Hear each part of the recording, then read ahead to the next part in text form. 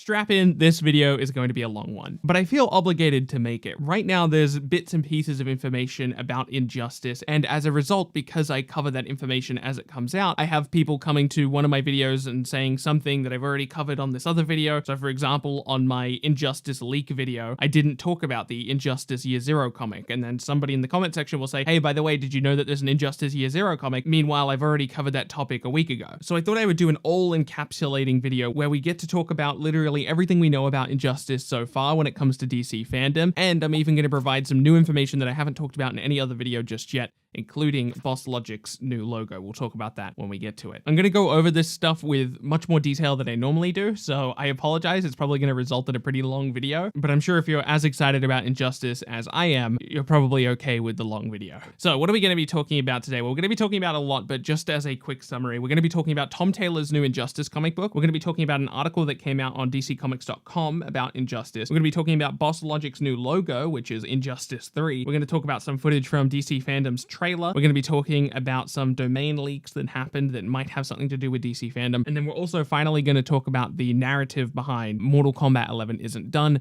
therefore we can't get Injustice. So like I said, a very all-encapsulating conversation. Let's start off with the Injustice Year Zero comic from Tom Taylor. Just to give you a bit of background on who Tom Taylor is, he's a big part of the comic book industry. He writes a lot of stuff. He's worked for DC, he's worked for Marvel, and various other comic book companies. And of course, he wrote the original Injustice comic book and Injustice 2. I've already said that the Injustice Year Zero comic book is good news for the future of Injustice, and it can be used to suggest that we might be getting a video game in the future. At the very least, you can say that it's more likely than it used to be. But why does a new comic book suggest that we're going to get a new game? Well, if we don't get a new Injustice game anytime soon, this would be the very first comic book series based in the Injustice world written by Tom Taylor that didn't have a video game alongside it. Some people will take this time to point out the fact that He-Man had a crossover with Injustice, and that didn't have a video game release alongside it. But if you were paying attention, you probably wouldn't expect it to either. The He-Man crossover was not a full series comic book, and it wasn't even written by Tom Taylor. I've covered this exact topic in another video, which I'll leave linked in the description. But in summary, that series was very disconnected from what Injustice is. But just because we've never gotten an Injustice comic book run from Tom Taylor set in the Injustice world without getting a new video game, doesn't mean it couldn't happen. Thankfully, we can get a little bit more insight on the topic because The Hollywood Reporter did an interview with Tom. I'll be focusing on just one question from this article because it's the only one that's relevant for our video game discussion. You can see the full question and answer on your screen right now, but I'll give you the general gist. The question is, why return to Injustice right now? And Tom Taylor's answer is that his editor, Ben Abernathy, wanted an affordable digital-first comic because of how hard it is to access physical comic books right now. Tom and Ben had two different ideas: Deceased, which is just another story that Tom writes, it's actually really good, I've heard, and a potential return to the Injustice series. They ended up deciding they wanted to work on Deceased over Injustice, but while Tom was working on Deceased, DC reached out and wanted Tom to work on Injustice instead. Tom ended up working on both, but perhaps it's interesting that DC made the decision to return to the world of Injustice instead of an editor or a writer making that decision. Why does DC want to run a new Injustice series with Tom Taylor? Tom could have been working on literally anything right now. Why Injustice? Well, my conclusion is that it seems pretty likely that we're going to get a video game pretty soon, but that's not the only reasonable conclusion. You don't have to walk away with that conclusion. You could very easily say that DC just wanted a new Injustice comic in that world. That's about all we can say for the Year Zero Injustice comic. What I want to talk about now is this article from DC.com or DCComics.com. But before we do that, I want to talk about the industry and DC as a company for a moment. When you're a company on the scale of DC, literally everything you do is incredibly calculated. Literally every tweet, every word you say publicly has intention behind it. Just look at DC's Twitter page. Everything here is effectively an advertisement, and to be clear, that's exactly how you should run an official professional page. Even all of this TikTok stuff you see here with famous actors and fans, that is just promotion for DCFanDome. I mean, it's a cool way to interact with the community, but at the end of the day, it's to publicize DCFanDome. While I talk to you for a moment, just look at me scroll through DC's Twitter feed. Literally every single one of these tweets is some type of news or announcement announcement about some project that's being worked on. So why among that sea of tweets about relevant news is there a post from DC Comics' website about an Injustice article? Well, I've saved you quite a bit of time and I've looked into this article with great detail. The article is written by Nick Mendoncino, and I apologize if I incorrectly pronounced that. Nick is global franchise management for DC Comics, and this article was written on their gaming column, Leveling Up. It's actually a really well-written article, so I'm a bit sorry that I'm going to have to skip over the vast majority of it just to skip to the end, but here we go, we're going to do it anyway. At the end of the article, Nick says, "Want to keep the Injustice convo going? Then be sure to visit DCFanDome on August 22nd, where we'll have a chance to take a trip down memory lane when it comes to all things Injustice. You won't want to miss it." So just to run that down again, the gaming article written by Global Franchise Management for DC, Nick Mendoncino, says Injustice fans don't want to miss DCFanDome. And of course, DC Comics' Twitter account decided to signal boost that article. At the very least, it does seem to suggest that something Injustice related is going to happen at DCFanDome. And considering how calculated DC is with all of this stuff, I'm going to lean towards the conclusion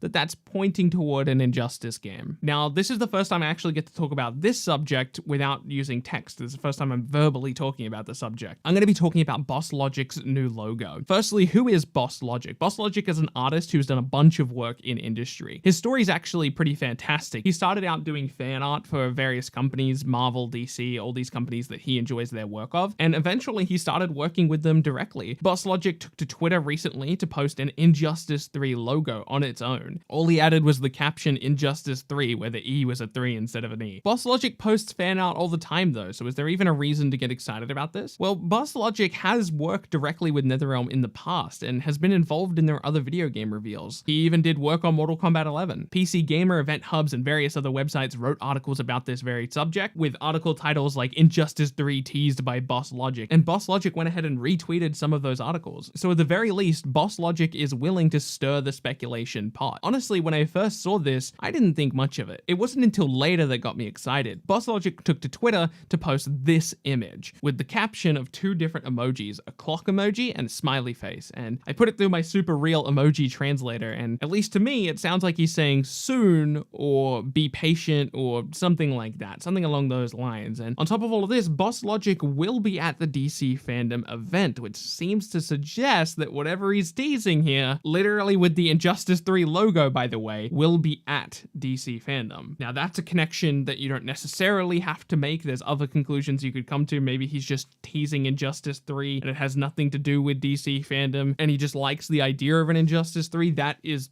possible, but considering how closely he works with some of these companies, I don't think that that's what's going on. He teased the new Assassin's Creed game, and I don't follow BossLogic super closely, but from what I've heard, he does things like this sometimes, where he reveals something that could very well be official, but maybe it's fan art, and then later on it turns out, well, he is working on that thing, but the art that he was teasing isn't what's going to be in the game. So it's possible that he is working on Injustice 3 in some way, maybe he's making a logo or whatever, and this is just one of the concepts that he came up with. And something that I'm just adding to this video now, of all times, Ed Boon, creative director at NetherRealm Studios, is tweeting about DC and Injustice again for the first time in a very long time. Literally all of what I just talked about so far could be a coincidence, and on its own, none of them are particularly exciting, but all of it happening right now, together, at the exact same time, in August, right before DCFanDome, seems like too much to be a coincidence for me. Which does make me think that we are going to get Injustice 3 at DCFanDome.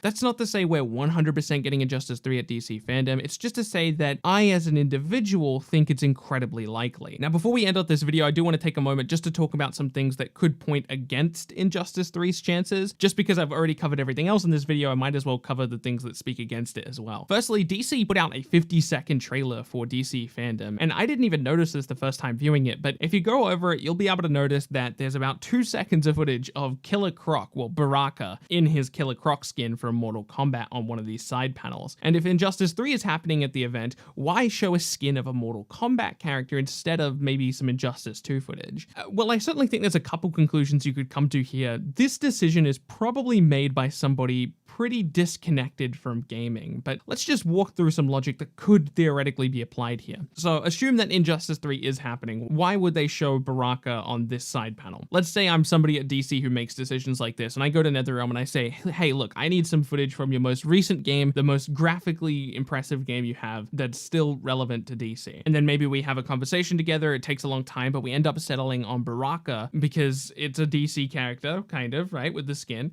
And it doesn't pre-reveal Injustice like theoretical Injustice footage would, right? Like, imagine there was actually Injustice 2 footage there. I don't think there would be any doubt in anybody's mind going into DCFanDome that we'd be getting Injustice 3, or at the very least, the conversation would be much more one-sided. Of course, there's also the conclusion that, well, maybe DC is just going to reveal some DC characters for Mortal Kombat, maybe Harley Quinn's in the next Kombat pack or whatever. In that case, I don't know why they wouldn't just show Joker footage instead. Regardless, I don't know why they didn't just show Joker footage from Mortal Kombat 11, but maybe they did send over some Joker footage. Maybe they sent over Joker and all of the other DC skins that are in the game, and then somebody at the event just decided it would be Baraka as Killer Croc. Or maybe Killer Croc's going to be featured in the Injustice reveal, right? There's a lot of conclusions that you could come to here, and I don't think there's a clear-cut one. There's no, like, obvious conclusion. The next thing kind of happened months ago. Warner Brothers claimed a bunch of domains, as in, like, website names, for a bunch of different stuff related to DCFanDome, and Injustice wasn't on that list. There was no Injustice3.fandom.com or anything like that. Well, why? Why did that happen? From what I can tell, these domains are just kind of being acquired to establish a branding thing for fandom, not specifically for what's going to happen at the DCFanDome event. We know that DCFanDome is just going to be DC relevant things.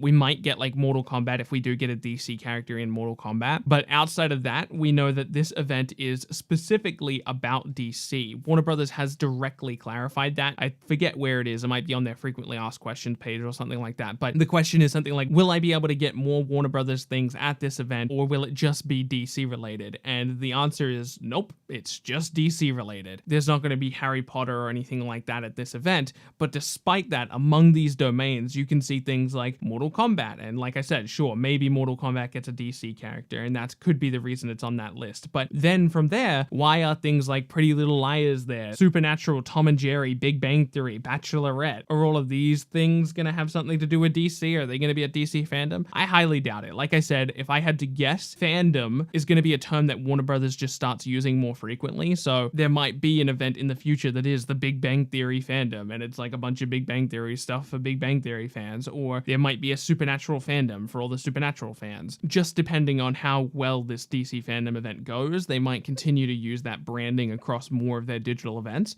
We'll have to wait and see. So in conclusion, I just think they're securing those domains for the properties that they own. I don't think it's particularly relevant. And even though this video is already incredibly long, I guess I'll take the time to address the Mortal Kombat 11 isn't even finished yet narrative. And it's true, Mortal Kombat isn't finished yet. At the very least, we still have 2 sets of skin packs that will be coming to the game. And potentially on top of that, we could be getting even more DLC, although that has not been confirmed. There's no public word on additional DLC coming to the game. There's some really old data mined files that might suggest a Kombat pack too. But apart from that, there is no public word on additional Kombat packs. So here's my take on it. It is possible that NetherRealm initially had plans for Kombat Pack 2 and no longer intends to do it. It's also possible that Kombat Pack 2 might be a much smaller thing. Maybe something with a couple story mode characters become playable like Cyrax and Sector, or maybe Kronika. I remember there was some data mine files suggesting that Kronika was worked on. Or maybe Injustice 3 and MK11 DLC can simultaneously exist. You know, it doesn't have to be one or the other, especially because MK11 is going to be on PS4, and presumably Injustice 3 would be on next gen, meaning that NetherRealm could in theory continue to support MK11 right up until the release of Injustice 3, rather than just revealing it and then stopping the support on MK11. Those are just a few ways you can address the "but Mortal Kombat isn't done yet" question. I wish I could sit here and talk to you about Injustice for even longer than this, but this video does have to end at some point. I think I've addressed most of what I want to address in this type of video. I hope I was able to keep your interest, at least through most of this. If you made it all the way through this video, I am incredibly impressed. Thank you so much. I hope I earned your subscription. My name is Bilbsy, and I'll be sure to catch you in the next video.